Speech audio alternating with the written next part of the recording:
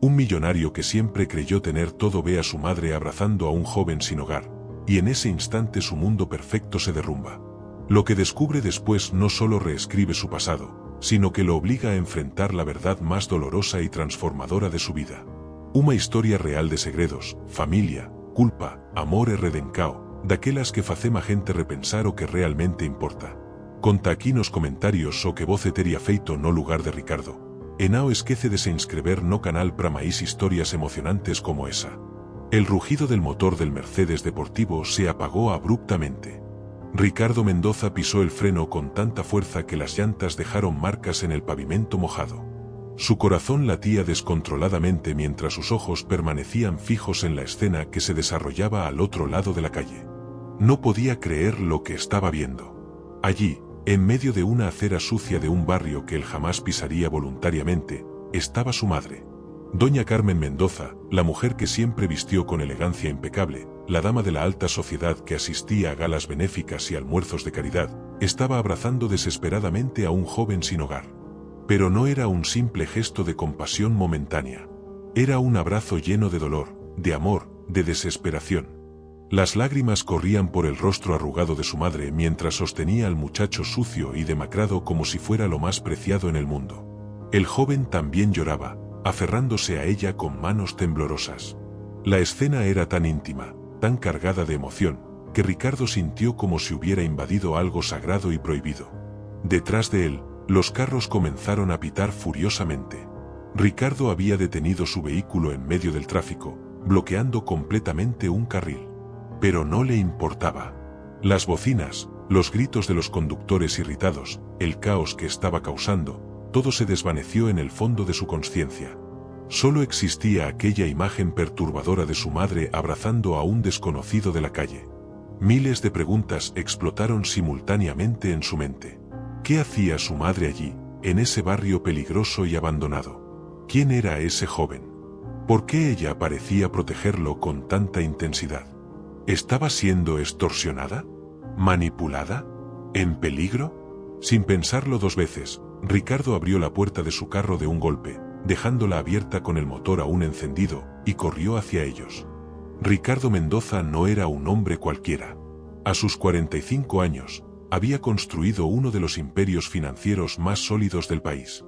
Comenzó desde abajo, trabajando incansablemente, sacrificando años de su vida para escalar posiciones en el mundo corporativo.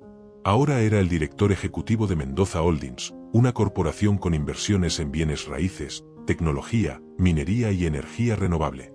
Su firma estaba valorada en más de $500 millones. Las revistas de negocios lo presentaban como el ejemplo perfecto del sueño americano hecho realidad. Hijo de inmigrantes que llegaron con nada, Ricardo había transformado el sudor y las lágrimas de sus padres en una fortuna colosal. Vivía en un penthouse de lujo en el distrito financiero, conducía carros que costaban más que una casa promedio, y sus trajes eran confeccionados a medida en Italia. Pero el éxito tiene un precio. Ricardo trabajaba 18 horas al día. Sus días comenzaban a las 5 de la mañana con sesiones de entrenamiento con su coach personal, seguidas de reuniones interminables, llamadas con inversionistas internacionales, negociaciones que definían el destino de miles de empleados. Cenaba solo en su oficina, revisando reportes financieros mientras comía comida para llevar que se enfriaba sobre su escritorio de caoba. Su vida personal era un desierto emocional. Había estado casado brevemente en sus 30s, pero el matrimonio no sobrevivió a su obsesión con el trabajo. No tenía hijos. Sus amistades eran superficiales, relaciones construidas sobre intereses comerciales y networking estratégico. Y su madre, la única familia que le quedaba, era una presencia distante en su vida ultraocupada. Ricardo amaba a su madre, eso era innegable. Después de que su padre murió de un ataque cardíaco hace 12 años, Ricardo se aseguró de que doña Carmen tuviera todo lo que necesitara. Le compró una casa espaciosa en un vecindario exclusivo, contrató una empleada doméstica que vivía con ella, le abrió cuentas bancarias con fondos ilimitados, pagó membresías en los clubes sociales más prestigiosos de la ciudad. Pero visitas personales eran otra historia. Ricardo pasaba por la casa de su madre tal vez una vez al mes, usualmente los domingos por la mañana, permaneciendo apenas una hora antes de inventar alguna excusa sobre una reunión urgente o una llamada importante. Sus conversaciones eran superficiales, llenas de silencios incómodos. Él preguntaba si necesitaba algo, ella decía que estaba bien, y ambos evitaban profundizar en temas que pudieran revelar la distancia emocional que existía entre ellos. Doña Carmen Mendoza era todo lo contrario a su hijo. Donde Ricardo era ambicioso y calculador, ella era gentil y humilde. Donde él buscaba poder y reconocimiento, ella valoraba la simplicidad y la conexión humana. A sus 72 años, doña Carmen mantenía la elegancia natural que siempre la había caracterizado, pero nunca perdió sus raíces humildes. Había trabajado como costurera durante 40 años, ayudando a su esposo a mantener la familia cuando Ricardo era pequeño. Conocía el valor del trabajo duro, del sacrificio, de las noches sin dormir preocupándose por pagar las cuentas. Cuando Ricardo comenzó a tener éxito, ella aceptó su ayuda con gratitud, pero nunca se dejó corromper por la riqueza. Seguía cocinando sus propias comidas, cuidando su jardín, visitando la misma iglesia del barrio donde había criado a su hijo. Pero había algo en doña Carmen que Ricardo nunca había notado realmente. Un aire de melancolía que nublaba sus ojos cuando pensaba que nadie la observaba. Una tristeza profunda que parecía cargada de secretos y arrepentimientos. Y sobre todo, esas salidas misteriosas que realizaba religiosamente todos los miércoles por la tarde. Sin falta, cada miércoles a las 2 en punto, doña Carmen salía de su casa con una bolsa grande y no regresaba hasta el anochecer. Cuando la empleada le preguntaba a dónde iba, ella respondía vagamente que tenía compromisos personales o que visitaba a viejas amigas. Ricardo había notado este patrón en las pocas ocasiones que visitaba a su madre un miércoles, pero nunca le dio mayor importancia. Su madre tenía derecho a su privacidad, a su vida propia. Él estaba demasiado ocupado para preocuparse por sus rutinas semanales. Lo que Ricardo no sabía era que esos miércoles eran el centro de la vida de doña Carmen. Eran el único día de la semana donde ella sentía que realmente vivía, donde el peso de sus secretos se aligeraba momentáneamente, donde podía ser quien realmente era sin las máscaras de la respetabilidad y el estatus que su hijo había construido a su alrededor. En el otro extremo de esta historia estaba Gabriel Romero. A sus 28 años, Gabriel era una sombra viviente, un fantasma que habitaba las calles del barrio de San Martín. Su apariencia era la de alguien derrotado por la vida. Cabello largo y enmarañado, barba descuidada, ropas que alguna vez fueron de buena calidad pero ahora estaban rasgadas y sucias, zapatos con agujeros que dejaban ver sus pies lastimados. Pero cualquiera que se tomara el tiempo de mirarlo de verdad, podría ver que Gabriel no era un indigente común. Había algo en sus ojos que hablaba de educación, de inteligencia, de una vida que alguna vez fue diferente. Su postura, incluso encorvada por el hambre y el cansancio, conservaba cierta dignidad. Cuando hablaba, lo cual era raro, su vocabulario revelaba años de estudio. Las personas del barrio lo conocían como el joven silencioso que dormía bajo el puente de la calle 8. Nunca pedía dinero agresivamente, nunca molestaba a los transeúntes. Simplemente existía, una presencia tranquila y triste en las esquinas del vecindario. Algunos comerciantes le daban sobras de comida al final del día. Doña Mercedes, que tenía una panadería, le guardaba el pan que no vendía. Don Fernando, del taller mecánico, le permitía usar el baño cuando lo necesitaba. Lo que nadie sabía era la historia completa de Gabriel. Cómo había llegado a esas calles, qué cadena de tragedias lo había llevado a dormir en cartones y mendigar comida. Era un misterio que él guardaba celosamente, compartido solo con una persona en todo el mundo, doña Carmen Mendoza. La conexión entre doña Carmen y Gabriel había comenzado 3 años atrás, pero sus raíces se hundían mucho más profundo en el pasado, en secretos enterrados bajo décadas de silencio y dolor. Para los vecinos que ocasionalmente los veían juntos, doña Carmen era simplemente otra alma caritativa ayudando a un joven necesitado. Le llevaba comida, ropa limpia, mantas en el invierno. Se sentaban juntos en los bancos de la plaza, conversando por horas. Pero la verdad era infinitamente más compleja y desgarradora que un simple acto de caridad. Había una conexión profunda entre ellos, un lazo que trascendía la compasión ordinaria. Y ese miércoles, todo estaba a punto de salir a la luz de la manera más explosiva posible. El día había comenzado de manera absolutamente normal para Ricardo. Su alarma sonó a las 5 en punto, como siempre. Se levantó inmediatamente, sin necesidad de presionar el botón de repetición.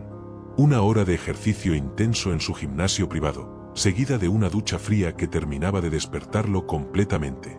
Desayuno ligero preparado por su chef personal, claras de huevo, avena, frutas orgánicas.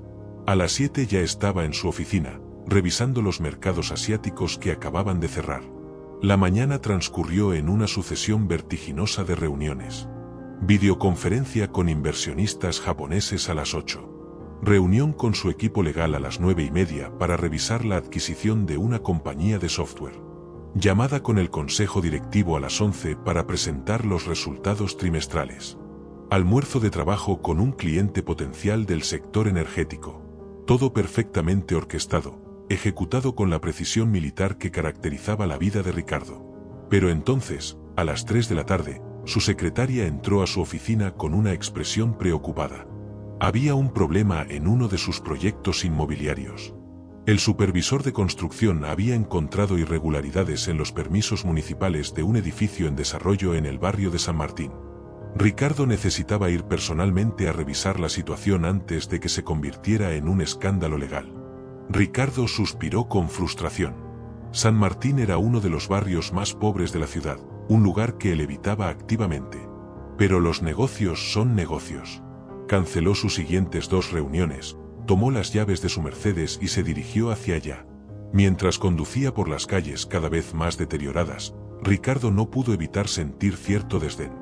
Los edificios descuidados, las tiendas con letreros despintados, las personas caminando sin prisa aparente, tan diferentes del mundo acelerado y pulido donde él habitaba. Revisó mentalmente los números del proyecto mientras navegaba por el tráfico lento, calculando cuánto tiempo tardaría en resolver este inconveniente y volver a su oficina. Fue al girar en la intersección de la calle 8 con la avenida central que su mundo se detuvo abruptamente. Primero no estaba seguro de lo que veía. Una mujer mayor abrazando a un joven en la calle. Nada particularmente notable. Pero entonces algo en la postura de la mujer, en el color de su abrigo, le resultó familiar. Entrecerró los ojos, tratando de enfocar mejor. No podía ser. No tenía sentido. Pero mientras su cerebro luchaba por procesar lo imposible, su corazón ya lo sabía con certeza. Esa era su madre. Doña Carmen Mendoza, la respetable dama de sociedad, estaba en uno de los barrios más peligrosos de la ciudad, abrazando desesperadamente a un indigente. El tiempo pareció ralentizarse. Ricardo vio cada detalle con claridad cristalina. Las lágrimas corriendo por las mejillas de su madre. La forma en que ella sostenía el rostro del joven entre sus manos. La manera en que él se aferraba a ella como si fuera un niño perdido que finalmente encuentra a su madre. La intimidad absoluta de ese momento. Y entonces el instinto de protección, dormido por años de distancia emocional, despertó ferozmente en Ricardo. Su madre podía estar en peligro. Ese joven podía estar extorsionándola, manipulándola, aprovechándose de su bondad. Sin un pensamiento coherente, solo pura reacción, Ricardo frenó violentamente y salió del carro en medio del tráfico. Corrió por la calle con una urgencia que no había sentido en años. Su traje de $3.000, sus zapatos italianos, nada de eso importaba. Solo importaba llegar hasta su madre.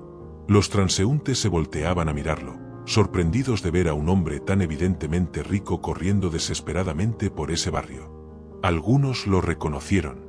El famoso Ricardo Mendoza, el magnate multimillonario, corriendo como un loco por las calles de San Martín. «Mamá», gritó Ricardo mientras se acercaba. Su voz resonó en la calle, haciendo que varias personas se detuvieran y voltearan. Doña Carmen se separó bruscamente del abrazo, sus ojos abiertos con sorpresa y horror al ver a su hijo corriendo hacia ella. Gabriel retrocedió instintivamente, con las manos levantadas en un gesto defensivo, los ojos llenos de miedo. En un instante, el momento íntimo y sagrado se transformó en una escena de confrontación pública. Ricardo llegó hasta ellos respirando con dificultad, más por la adrenalina que por el esfuerzo físico. Su mirada alternaba entre su madre y el joven sin hogar, tratando de entender, de procesar, de encontrar sentido en lo que estaba viendo. «¿Qué está pasando aquí?», demandó Ricardo, su voz saliendo más agresiva de lo que pretendía. «¿Quién es este hombre? ¿Te está amenazando?» «No, Ricardo, no», comenzó doña Carmen, su voz quebrándose. Las lágrimas seguían corriendo por su rostro, pero ahora había pánico en sus ojos. Gabriel dio otro paso hacia atrás, negando con la cabeza. «Yo no quiero problemas, señor. Yo solo. Tú cállate, lo interrumpió Ricardo bruscamente, luego se volvió hacia su madre. ¿Qué haces aquí, mamá? ¿En este barrio? ¿Con él? Para entonces se había formado una pequeña multitud de curiosos. Los vecinos salían de sus tiendas y casas, atraídos por el espectáculo inusual. No todos los días un empresario millonario confrontaba a un indigente en su vecindario. Algunos sacaron sus teléfonos, listos para grabar. Ricardo, por favor, necesitas escucharme, suplicó doña Carmen, extendiendo una mano temblorosa hacia su hijo. No es lo que piensas. ¿Entonces qué es, mamá?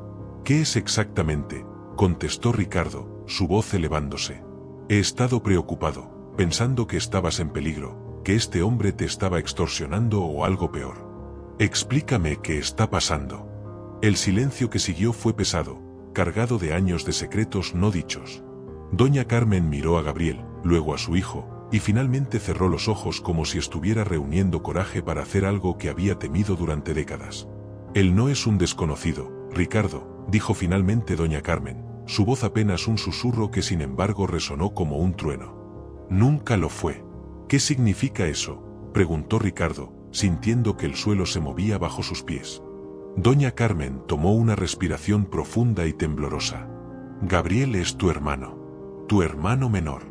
Las palabras cayeron sobre Ricardo como un edificio derrumbándose. Por un momento, simplemente no procesó lo que había escuchado. No tenía sentido. Era imposible. Él había sido hijo único toda su vida. No había hermanos. Nunca los hubo. Eso era un hecho inmutable de su existencia. Eso es imposible, dijo Ricardo, su voz sonando extrañamente distante a sus propios oídos. Yo soy hijo único. Siempre lo he sido. No, hijo, no lo eres, respondió doña Carmen, y ahora lloraba abiertamente.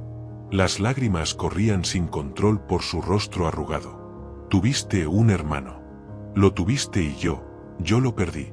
Y entonces, en esa calle sucia de un barrio pobre, con docenas de extraños observando y grabando, doña Carmen Mendoza comenzó a contar la historia que había guardado como un veneno en su corazón durante 28 años. Cuando tu padre y yo nos casamos, éramos muy pobres.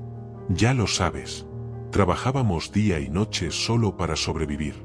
2 años después de que tú nacieras, quedé embarazada otra vez. No lo habíamos planeado. Apenas podíamos alimentarte a ti. Tu padre estaba desesperado. Había perdido su trabajo en la fábrica y solo conseguía trabajos temporales. Ricardo escuchaba paralizado, incapaz de moverse o hablar. Cuando Gabriel nació, continuó doña Carmen, su voz quebrándose repetidamente, todo se volvió imposible. 2 bocas que alimentar con casi nada. Tú tenías 2 años y medio. Estabas tan delgado, tan hambriento. Y el bebé lloraba todo el tiempo porque yo no tenía suficiente leche. Tu padre comenzó a beber. Yo estaba al borde de un colapso nervioso. Gabriel permaneció inmóvil, con lágrimas silenciosas corriendo por su rostro sucio. Mi hermana mayor, tu tía Beatriz, vivía en otro estado. Ella y su esposo tenían dinero pero no podían tener hijos. Me llamó un día y me ofreció adoptar al bebé. Dijo que le darían todo lo que nosotros no podíamos ofrecer. Educación, comida, un futuro. Yo dije que no al principio. Lloré durante días. Pero te miraba a ti, mi primer hijo, tan pequeño y hambriento, y miraba al bebé que no dejaba de llorar porque no tenía que comer. La voz de doña Carmen se quebró completamente. Entonces acepté. Le di a Gabriel a mi hermana. Ella prometió que cuando creciera, le diría la verdad. Que él sabría que lo amaba, que lo entregué por desesperación, no por falta de amor. Tu padre nunca me perdonó. Bebió más. Trabajó hasta matarse tratando de compensar lo que habíamos hecho. La culpa lo consumió hasta que ese ataque cardíaco se lo llevó. Ricardo sintió que sus rodillas iban a ceder. Todo su mundo, toda su identidad, se estaba desmoronando. ¿Y qué pasó con Gabriel?, logró preguntar. Doña Carmen miró al joven con infinita tristeza. Beatriz y su esposo lo criaron hasta que él tenía 15 años. Luego su empresa quebró. Perdieron todo. Se divorciaron. Gabriel terminó en el sistema de hogares temporales. Cuando cumplió 18, quedó en la calle. Yo no supe nada de esto hasta hace 3 años. Mi hermana había muerto de cáncer sin decirme lo que había pasado. Contraté un investigador privado. Lo encontré aquí, viviendo bajo ese puente. Señaló hacia la estructura de concreto a 2 cuadras de distancia. Desde entonces, vengo todos los miércoles.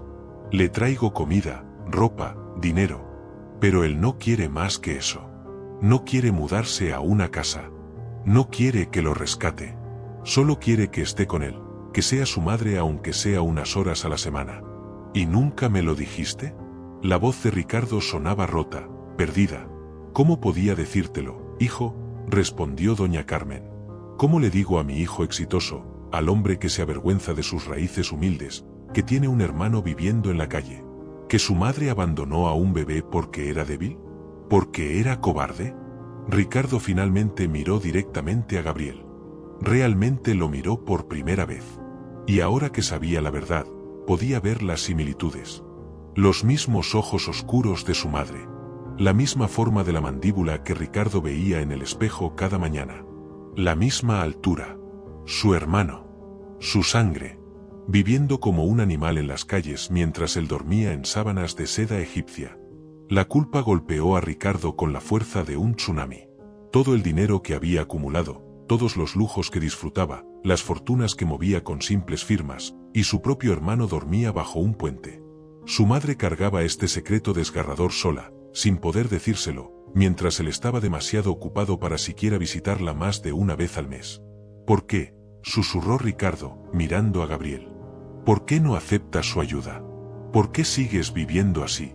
Gabriel habló por primera vez directamente a Ricardo, su voz ronca por años de exposición al frío y la humedad. Porque toda mi vida fui la carga de alguien. La familia que me adoptó me culpaba por su quiebra aunque no fue mi culpa. Los hogares temporales me veían como un problema. Las calles me enseñaron que no le importo a nadie. No voy a ser una carga para ella también.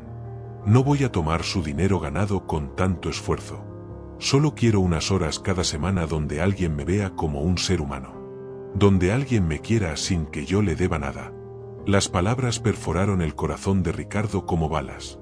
Toda su vida había construido su identidad sobre ser un self-made man, alguien que no le debía nada a nadie. Pero ahora entendía el costo de ese orgullo, de esa independencia feroz. Su hermano prefería dormir en cartones antes que aceptar ayuda porque la vida le había enseñado que toda ayuda viene con un precio. Los días y semanas que siguieron fueron los más transformadores en la vida de Ricardo Mendoza. Por primera vez en décadas, canceló reuniones. Pospuso viajes de negocios. Delegó responsabilidades a su equipo ejecutivo. Su prioridad ya no era su imperio corporativo. Era reconstruir una familia que nunca supo que estaba rota. El cambio no fue fácil ni inmediato. Gabriel era profundamente desconfiado, cicatrizado por años de abandono y desilusión. No quería el dinero de Ricardo. No quería vivir en un apartamento lujoso. No quería ser un proyecto de caridad. Pero lentamente, con paciencia infinita que Ricardo no sabía que poseía, comenzó a ganarse la confianza de su hermano. Empezó simple. Ricardo comenzó a aparecer los miércoles. Al principio Gabriel lo ignoraba, enfocándose solo en su madre. Pero Ricardo persistió.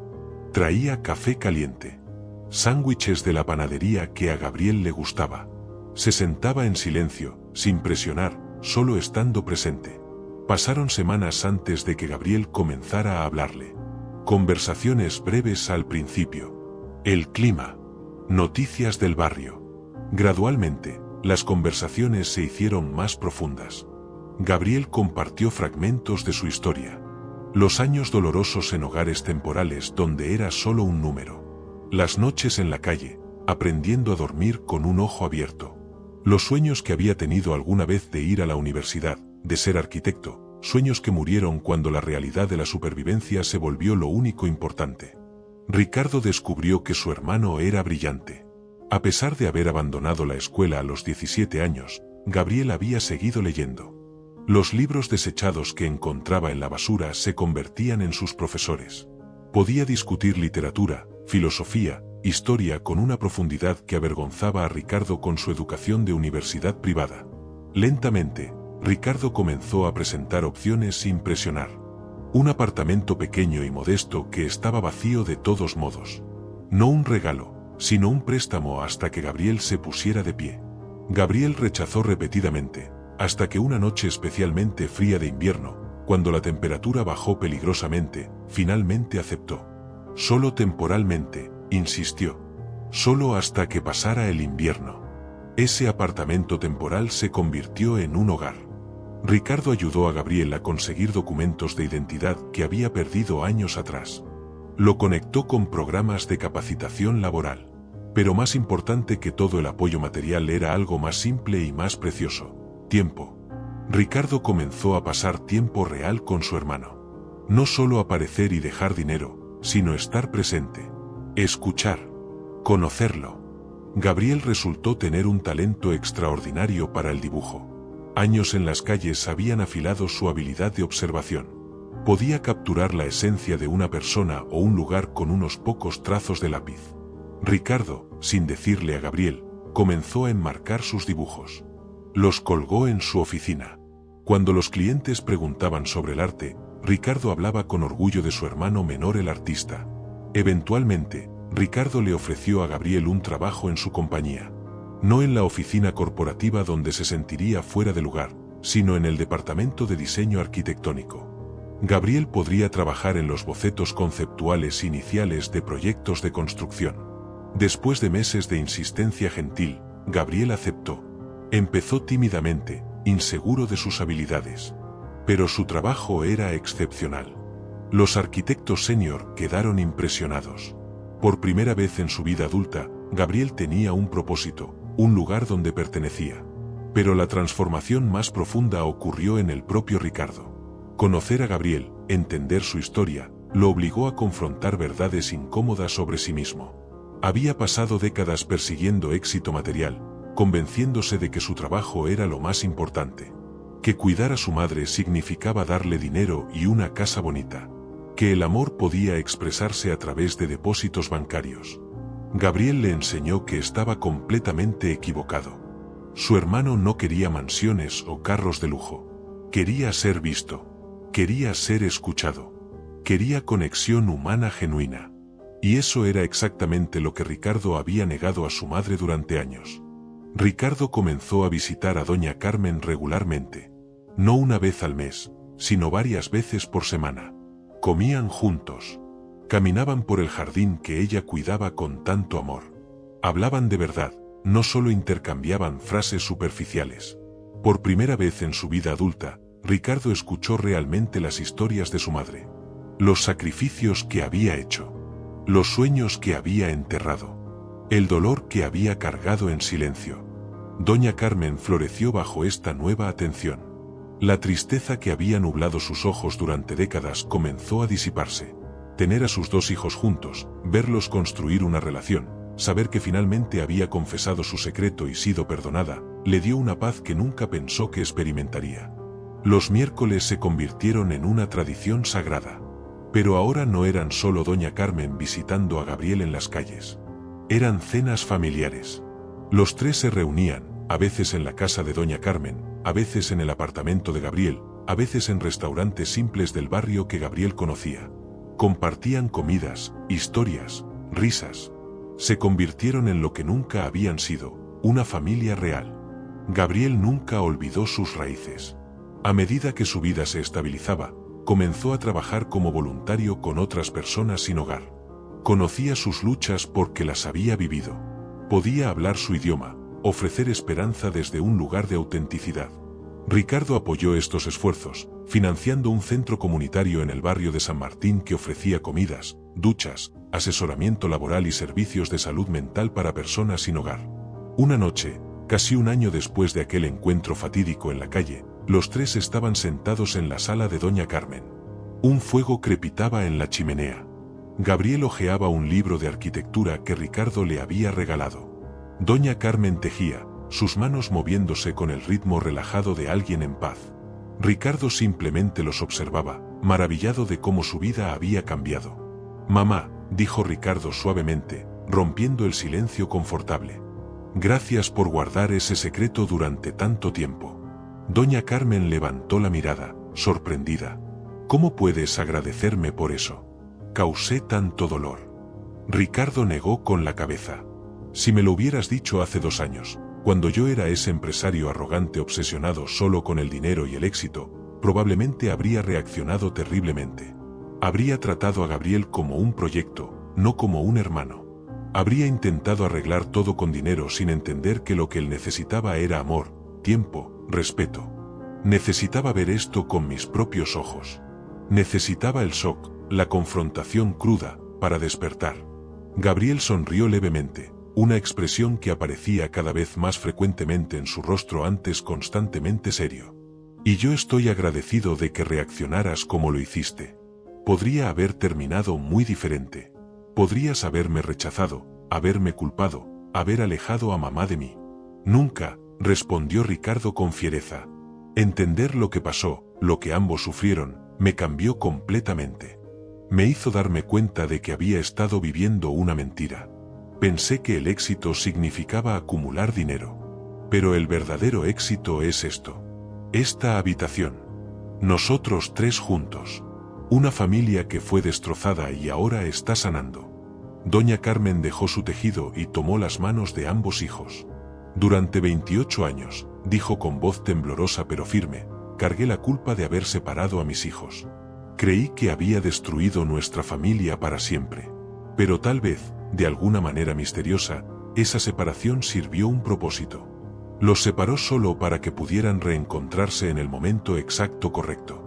Cuando ambos estaban listos para realmente verse, aceptarse y amarse como hermanos. Fuera, la ciudad continuaba su ritmo frenético. Los negocios funcionaban, el dinero se movía, las personas perseguían éxito y reconocimiento. Pero en esa sala cálida, 3 personas habían encontrado algo más valioso que cualquier fortuna. Habían encontrado redención, perdón y el amor inquebrantable de la familia. La historia de Ricardo, Doña Carmen y Gabriel no es simplemente sobre un encuentro dramático en una calle pobre. Es una historia sobre cómo los secretos más dolorosos, cuando finalmente salen a la luz, no siempre destruyen. A veces reconstruyen. A veces unen lo que el tiempo y las circunstancias separaron.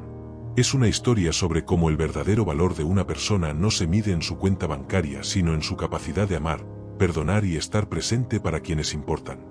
Ricardo aprendió que todos los millones del mundo son vacíos sin conexiones humanas genuinas. Gabriel aprendió que nunca es demasiado tarde para pertenecer, para tener una familia, para ser amado sin condiciones. Doña Carmen aprendió que la confesión y el perdón pueden liberar incluso los secretos más pesados. Aquella acera en el barrio de San Martín, donde todo explotó en un momento de caos y revelación, se convirtió en un lugar sagrado para ellos. Ocasionalmente, los 3 caminaban por allí, recordando el día que cambió todo. El día en que un secreto que amenazaba con destruirlo todo en realidad lo salvó. Y así, en una ciudad llena de historias olvidadas y vidas anónimas, una familia destrozada encontró su camino de regreso a la totalidad. No porque el dinero lo comprara o porque el tiempo curara todas las heridas, sino porque 3 personas tuvieron el coraje de enfrentar verdades dolorosas y elegir el amor sobre el orgullo. A veces, los secretos más duros no buscan destruir sino unir lo que el tiempo separó. Y a veces, las familias más rotas son las que, al sanar, se vuelven más fuertes que nunca.